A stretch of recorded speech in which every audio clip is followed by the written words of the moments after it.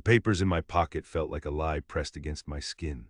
Not a paper lie, but a physical one, thin and brittle.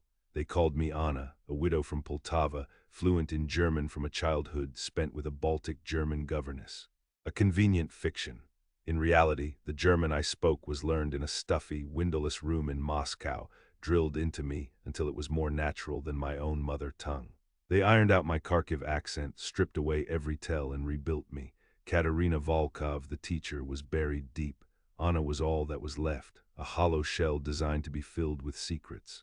Zaporizhia in the autumn of 1943 was a city holding its breath. The air, thick with the smell of coal dust and damp, decaying leaves, tasted of occupation. Swastikas hung like obscene crimson spiders from buildings that still bore the scars of 41. German officers strode the pavements with an arrogance that was beginning to fray at the edges. You could see it in the way their eyes darted, the tightness in their jaws. They knew the Red Army was coming. They could hear the rumble of our artillery, a distant promise of thunder on the eastern horizon. My job was to turn that promise into a certainty. My target was the regional Wehrmacht headquarters, the Kommandantur, a repurposed administrative building on the main square. Inside, locked in a steel cabinet in a major's office, were the updated deployment maps for the Dnieper's western bank. A full accounting of every machine gun nest, every minefield, every panzer division poised to turn the river into a meat grinder for our boys. Getting those maps was not just a mission, it was a sacred duty. Every detail I could relay meant 100, maybe 1,000 of our soldiers might live to see the other side. My cover was simple, almost insulting in its banality. I was a laundress. I had spent weeks cultivating the role, working at a small laundry that serviced several junior officers. I learned their gossip, the smell of their cheap cologne, the brand of cigarettes they smoked. I was invisible, a pair of chapped hands and a bowed head.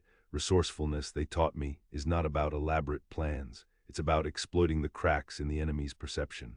They don't see the woman scrubbing their collars. They see a function, a nonentity, and nonentities can go anywhere. My handler, a grim-faced man I knew only as Sparrow, had been precise. A delivery of freshly pressed uniforms for Major Klest was my key. I would be admitted to the upper floor. I would have a window, perhaps only 5 minutes, while his orderly was distracted. It was a flimsy plan, a house of cards built on German arrogance and routine, but it was all we had. As I walked toward the square, the sack of clean laundry slung over my shoulder, the weight of it felt immense. It wasn't the clothes, it was the paranoia. Every German soldier whose gaze lingered a second too long felt like an accusation. Every whispered conversation in a bread line sounded like a warning. My greatest fear wasn't the Gestapo's interrogation cellars. I had prepared for that. My fear was the cascade of failure. A mistake by me wouldn't just mean my death. It would mean the death of Sparrow, of the safe house operators, of the entire network we had painstakingly built in this city. Their faces, ghosts I had never met, haunted my every step. 2 guards stood at the entrance, rifles held loosely, their boredom a tangible thing. They were young, with the peach fuzz of boyhood still on their cheeks. They looked at me, at my papers, at the laundry sack, and their eyes slid right over me. I was Anna, insignificant. One of them grunted and waved me through. The air inside was different. It smelled of stale cigar smoke, ink, and the dry, dusty scent of bureaucracy. The click of my worn shoes on the marble floor was unnervingly loud. An orderly, a corporal with a pinched face and watery eyes, met me at the base of the grand staircase. He checked my papers again, his fingers tracing my false name. He led me up, his monologue a litany of complaints about the damp weather and the poor quality of local schnapps. I nodded and murmured sympathetically, my mind a cold machine, mapping every doorway, every window, every potential exit. Major Klest's office was at the end of a long corridor. The corporal knocked, and a voice barked from within. We entered. The office was large, dominated by a heavy oak desk. And sitting at that desk, methodically stamping a stack of documents, was Major Klest. He was a man in his 50s, with a bulldog jaw and cold, analytical eyes. He glanced at me, a flicker of annoyance, then gestured to a small adjoining room. The uniforms in there, be quick about it. The corporal followed me in. As I began to hang the crisp, gray tunics, he resumed his whining. This was the moment Sparrow had planned for. I reached into my apron, my fingers brushing against the small, sweet-smelling cake I had brought. "For your kindness, Herr Corporal," I said, my voice pitched with the right blend of deference and gratitude. "My sister, she is a wonderful baker." His eyes lit up. Greed and boredom are powerful levers. He took the cake, and just as Sparrow had predicted, he made an excuse to go downstairs to find some coffee to wash it down. "Don't touch anything," he warned, his mouth already full. He closed the door behind him, and my 5 minutes began. I moved without a sound, out of the small room into the main office. Kleist was gone. His cigar still smoldered in an ashtray on the desk. My heart was a frantic drum against my ribs. The filing cabinet was against the far wall, locked as expected. My hands, no longer the chapped limbs of a laundress, became a surgeon's tools. A thin piece of wire extracted from the hem of my dress slipped into the lock. I had practiced this 1,000 times in the dark. A turn, a click, the drawer slid open, and there they were, the maps, rolled, tied with a red ribbon, beautiful, deadly. My fingers were about to close around them when I heard a voice, a soft, hesitant voice speaking German with a pronounced Slavic accent. "Herr Major, I have finished the translations you requested." I froze. I was hidden by the bulk of the cabinet, but I was trapped. I flattened myself against the wall, my breath a stone in my throat. A young man entered the office. He was thin, dressed in ill-fitting civilian clothes, a folder clutched in his hands.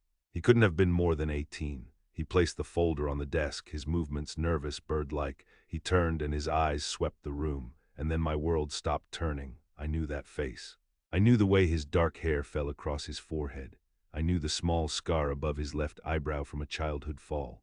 Before the war, before the fire and the hunger and the death, he had sat in the third row of my literature class at Kharkiv School No. 6. He was a bright boy, quiet, with a talent for poetry. His name was Pavel, my student here, working for them. The blood drained from my face. My training, all the cold logic and detached analysis, evaporated. This wasn't an abstract enemy or a strategic asset. This was Pavel, who once wrote a heartbreakingly beautiful poem about the first snowfall. My mind raced, a chaotic storm of possibilities, each one more terrible than the last. He was a collaborator, a traitor. No, his eyes, I was a teacher. I had spent years learning to read the faces of children, and in his eyes I saw not malice, but a bone-deep, soul-crushing terror. He was a prisoner, same as me, just in a different kind of cage. He saw me then. His eyes widened, a flicker of disbelief, then dawning recognition. His mouth opened, and I saw my name form on his lips, Katerina Ivanovna. I put a single finger to my own lips, a gesture every teacher knows. Silence, he understood. His mouth snapped shut. He stood there, trembling, a deer caught in the hunter's lamplight. In that single, silent moment, the entire war converged on this one room. The cold steel of the mission, the lives of thousands of our soldiers, rested on one side of the scale. On the other, the life of this boy, my boy, who the Nazis had coerced into their service.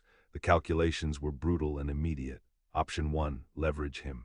Use his access, his position, to get more information. But that would put a target on his back. The Gestapo would break him in an hour. He would give them my face, my network, unacceptable risk. Option 2, rescue him, get him out of the city, an insane proposition. It would mean aborting the mission, compromising myself, and likely getting us both killed. Impossible. Then there was the third option, the one the NKVD handbook recommends for a compromised situation. The one that made bile rise in my throat, eliminate the threat, a quick silent death, a garrote, a knife, no witnesses. The mission is paramount, the individual is expendable. Pavel looked at me, his eyes pleading. He wasn't pleading for his life, he was pleading for understanding. In that moment he wasn't a collaborator or a threat. He was my student, lost and terrified, looking to his teacher for an answer. And what was I supposed to teach him? That our cause, our sacred motherland, demanded the sacrifice of its own children. I could hear footsteps in the hall. The corporal returning with his coffee. Kleist would be right behind him. I had seconds. The maps were in my hand. Pavel stood between me and the door. He took a hesitant step toward me, his hand outstretched. A gesture of what? Help, surrender. I looked at his outstretched hand, then into his terrified eyes. The teacher in me screamed. The soldier gave the order. I made my choice. I stepped past him. I didn't touch him. I didn't even look at him again. I whispered one word in Ukrainian, a ghost of our shared language in this sterile German office. Run. I don't know if he did. I didn't wait to find out. I slipped out of the office just as the corporal turned the corner at the far end of the hall. I walked, did not run, down the grand staircase. My face was a placid mask.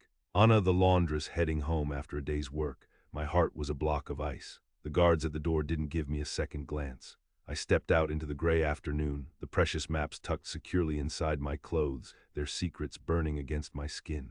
I succeeded. The maps reached Sparrow that night. They crossed the front lines.